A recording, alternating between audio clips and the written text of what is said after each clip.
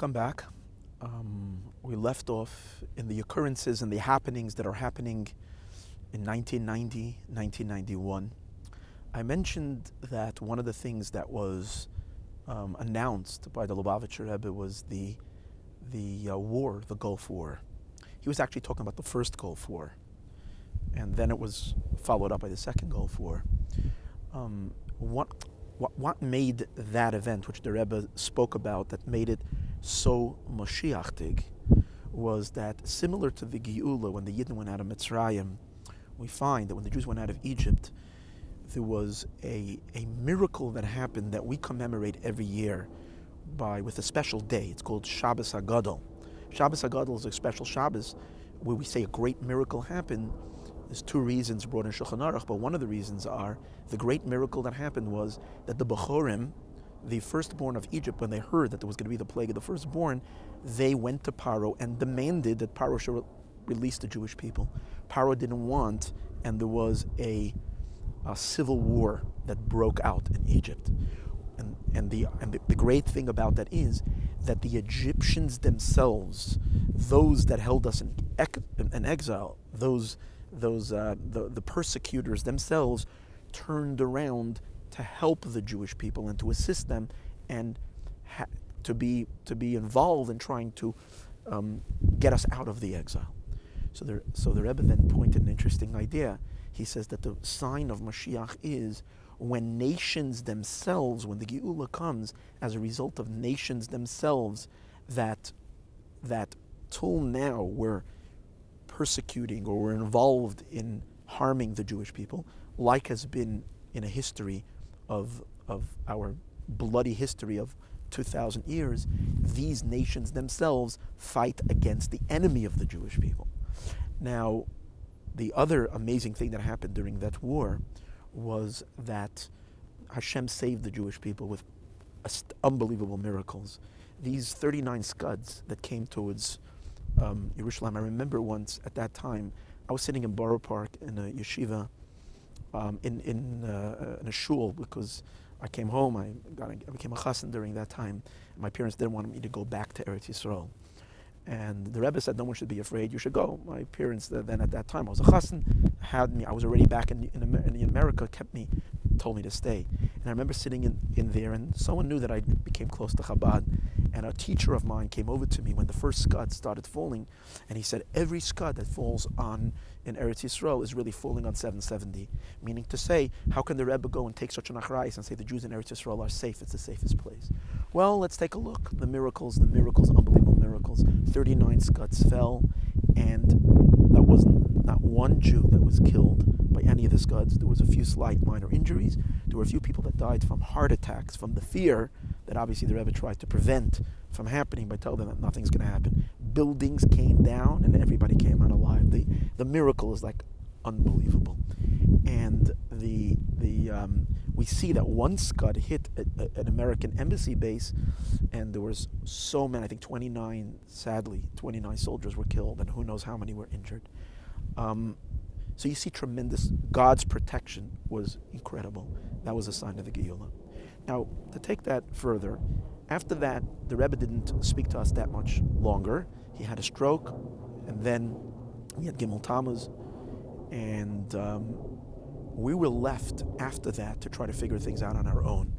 The Rebbe told us that we have to open up our eyes and start seeing Moshiach everywhere.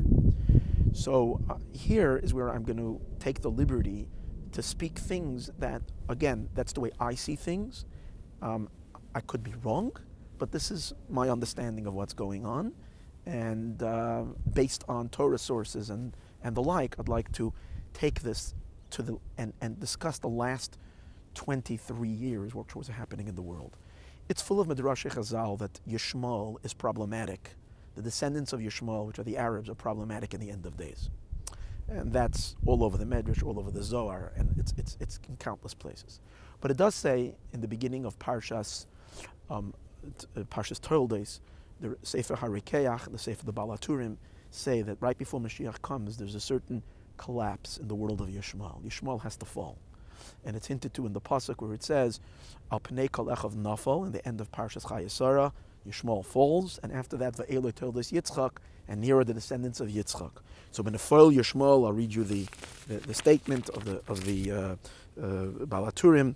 Ksheyipal Yishmael ba'achris hayamim az Yitzmach ben David. Then ben David will sprout forth. Shehumi Toldos Yitzchak, and the like. Here we see an interesting thing.